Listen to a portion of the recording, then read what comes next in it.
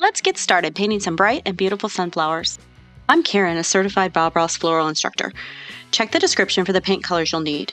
You'll also want a black gesso canvas and some Bob Ross oil painting medium. I'm using a floral round paintbrush and some Cad Red with a little bit of oil painting medium to sketch where my flowers are going to go. The off-center circle is a front-facing bloom, and the two triangular shapes are side-facing flowers. Next, load up with your yellow and a touch of medium to finish up the sketch. Notice my squiggly, sketchy lines. There's no need to be exact here. As you're sketching, you'll see that the red and yellow mix to give you a really pretty orange.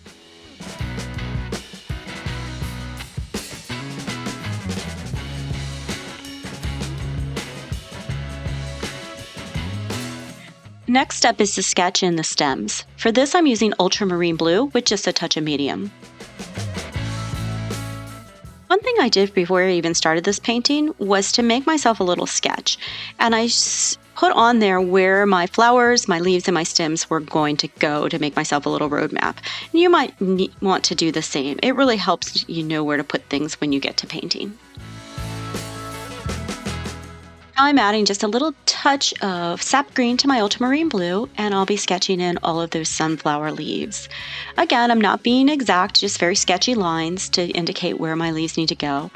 Sunflower leaves have sort of a triangular or a heart shape, so you'll notice that that's the shape that I'm sketching in. After your sketch is in, switch to a 1/2 inch floral bright brush and give it a dunk in your medium. I like to dab the medium all around my sketch, then I go back and spread it all out with a scrubbing motion. Leave the insides of your shapes dry, just get it spread out really nice and thin all around them. Don't be tempted to grab a lot more medium here. You're aiming for a super thin coating, just enough to make your paint slide a little bit.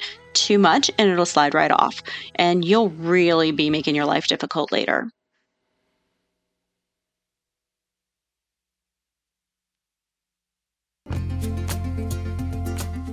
It's time to get started painting the background. I've decided to give it a lot of pop by scrubbing white in around the shapes with my same 1/2 inch brush. It gives the background some interesting movement if you go quickly and you keep changing the direction of your brush.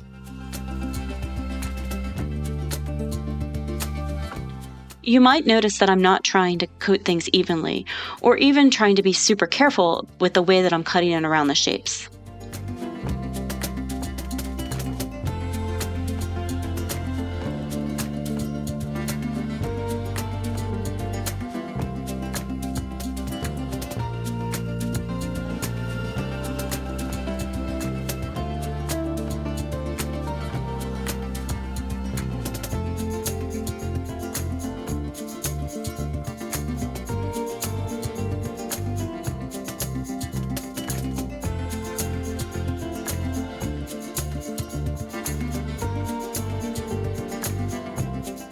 Let's add some color to this background now. I'm loading up some blue on the same brush I've been using for the white. And now I'm just going to work it into some of the edges and right over that white, and you'll begin to see that really pretty pop of blue as it mixes.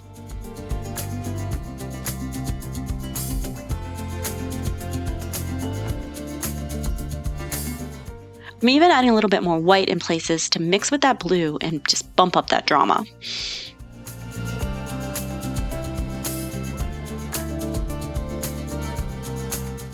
Here comes a little turquoise. You can also add whatever other colors you'd like.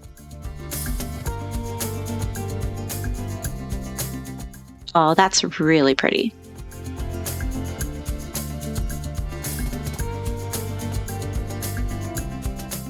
Okay, I'm going to show you how I fix a little mistake. I forgot that I didn't want blue down near my sunflower, so I wiped it off with a paper towel. That's because if I leave the blue there, when I put the yellow petals on, it will make them turn green. So I just recovered the spot with just a little bit of white.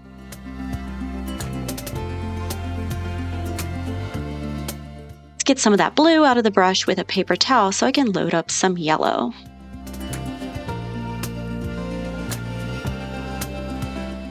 This background is just about done.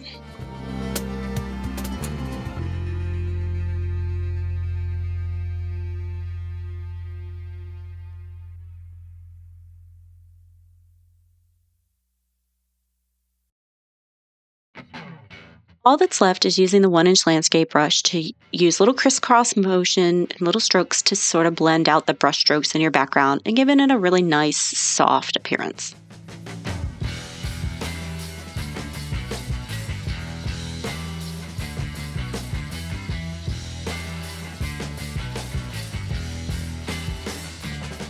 Next up is my 1/2-inch Floral Bright brush again.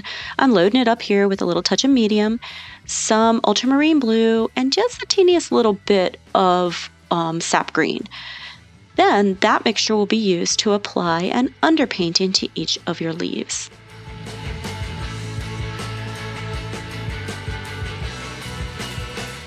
Here's a quick little timeout where I just decided to fiddle with the background just a little bit right in front of this sunflower.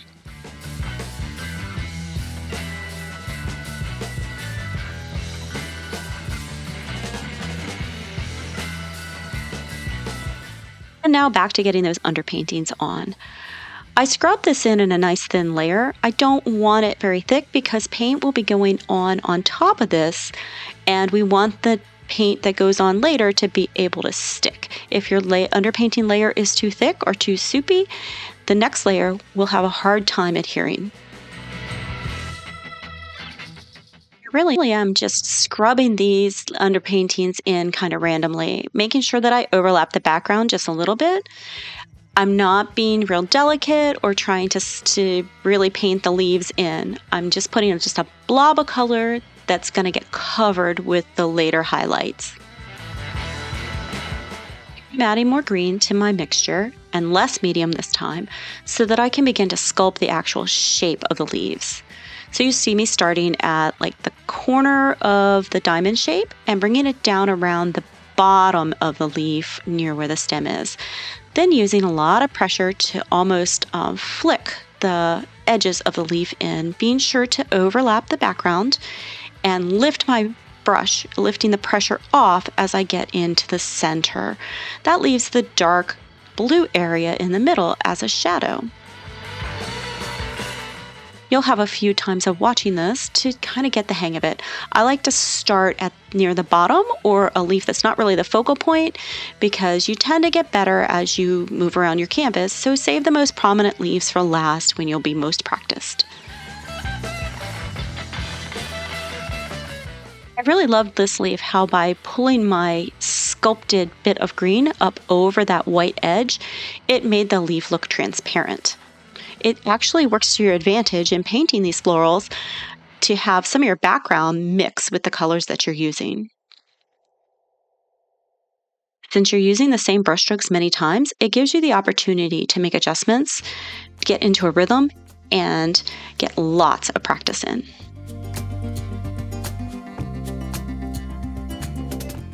I'm using the same brush without washing it, so it's got a little green in it already.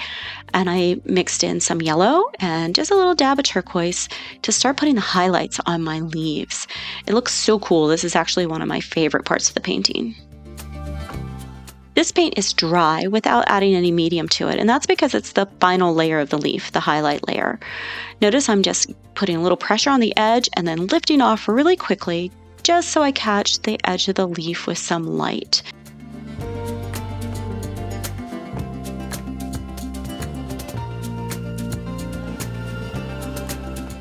I'll just move around the painting now, highlighting one side of each leaf.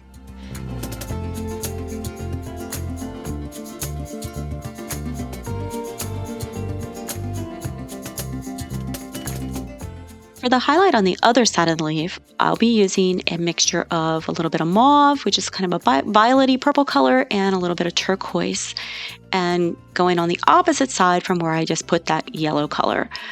This is just a reflection to firm up the edges of the leaves of kind of the ambient light, reflecting off objects around the plant.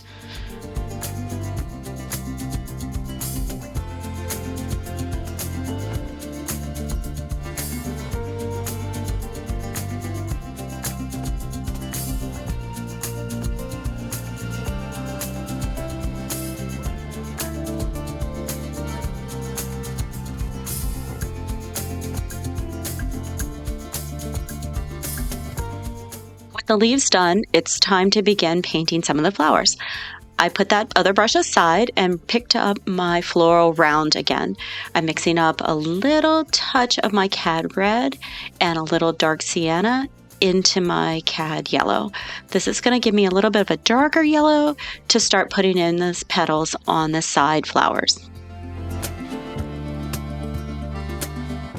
This mixture also had just a little touch of oil painting medium in it.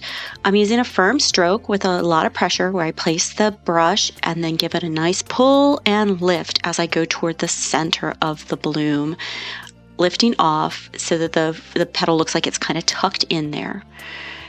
And now I'm using some sap green and some yellow to create the base of the sunflower.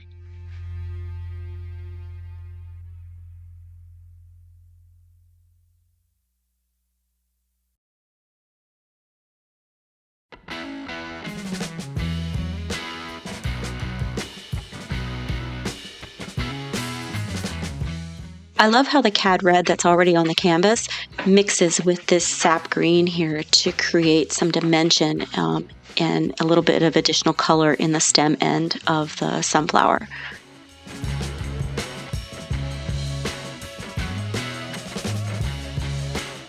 Now I'm finishing this one up with a few little highlights made with my Cad Yellow, blended with just a little bit of turquoise.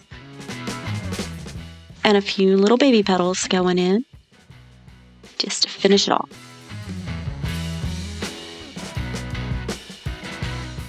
I'm starting a new little pile of yellow for the other side-facing flower with a little medium, a little Cad Yellow, some dark Sienna, maybe a little Cad Red, and I'm using a lot of pressure to push in some petals that look like they're tucked in and coming kind of from the back side of that. This floral round is really nice where you kind of lay it on the side and give it a little push and a little twist, and it gives you a nice little mark that looks like a petal. I like to fill in some of the little spaces with just those tiny baby petals to make it look finished.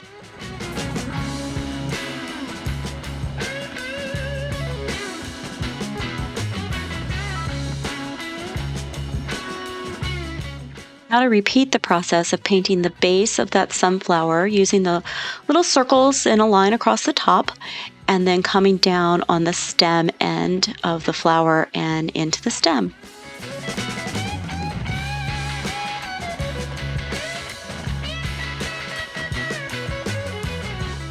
Here's a few more highlights going on with my really bright yellow greenish mixture. You'll notice I'm moving quickly, just adding a little dab, putting little brush strokes here and there. If you try and paint with too much detail, you're just going to be mixing mud on your canvas. Take advantage of the ability to just indicate something effectively with just a tiny little stroke. All right, we're mixing paint for our main attraction, that center front-facing sunflower.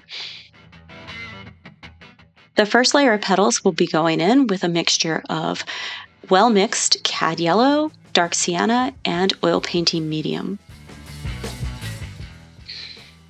I've also switched out to my floral Filbert. I find that's a really great brush for painting these petals. To create the tear-shaped petal, I start at the top and I lay the tip of my brush down to create just the little touch that makes a point. And then I apply pressure and pull down, lifting to make it look like it's tucked into that ring around the center. I do that on one side, and then I follow up in most cases with a stroke on the other side to create one half of the petal with each stroke. You'll notice that a few of my petals are placed by just using one stroke with a lot of pressure. And you can kind of decide each time what you think it looks like and whether you need to add another side or just keep going. First set of petals created around the sunflower didn't have a lot of overlap, and that's because now I'm coming back and I'm going to add slightly brighter petals, kind of filling in the spaces in between the first set of petals so that there's another layer to the inside closer to the center. To make sure this inner layer of petals is a little brighter and it sticks really well, I'm using less oil painting medium. I also did not mix in the dark sienna into this layer. I picked up more cad yellow and, in some cases, just a teeny tiny bit of white. Play around with your technique here. It's a good opportunity to figure out your own style, creating lots and lots of pretty petals. One tip I have for you is to really vary your size and shape of your petals. You don't want anything too symmetrical here.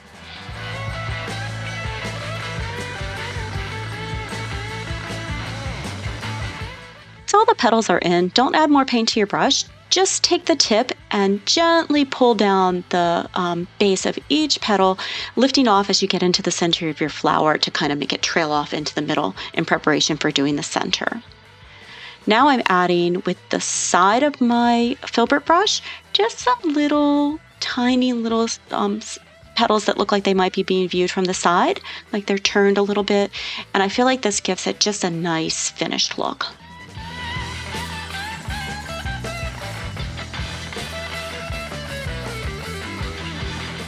Seeing those little side-facing petals on the big flower kind of made me feel inspired to add a few more elsewhere. Now I'm creating a pretty red-orange using cad red with a little bit of yellow to start painting the center of my sunflower. For this step, you'll need your floral round paintbrush again.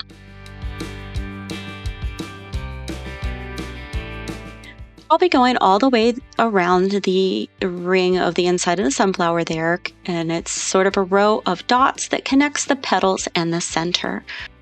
Don't get too carried away on this step. You do want some of the black to show. Next, I'm creating a little bit of a darker brown color. I'm using the dark sienna and then a mixture of the Ultramarine Blue, some Sap Green, even a little Alizarin Crimson, along with some oil painting medium to create a darker brown color for the next layer of the center of this flower.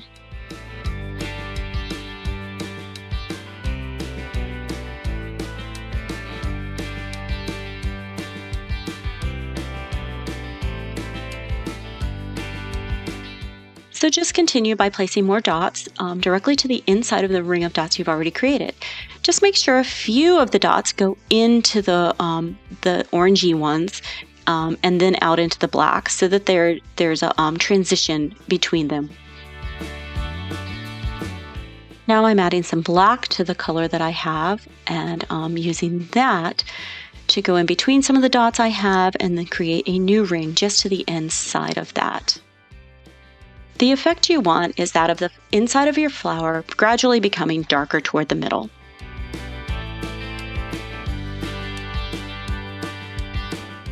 I'm just doing a little bit of touch-up and some blending with some of my browns. Now I've wiped off my brush with my paper towel and reloaded with pure cad red.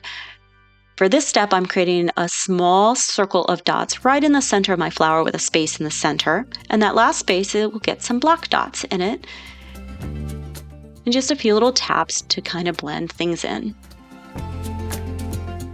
Wipe that round brush off again, and this time pick up some pure turquoise. Maybe a little medium if you need some to thin it out some. As you can see, I'm tapping just some random little dots close to the transition line between the orange and the darker color. And this just really gives us some pop, like reflecting light off of it. Now I'm doing the same thing with just a little bit of cad yellow. I've wiped that brush off one more time and grabbed a mixture of my darkest brown and a tiny bit of black. I'm going right around in between the petals right on the edge just to anchor the petals to the center.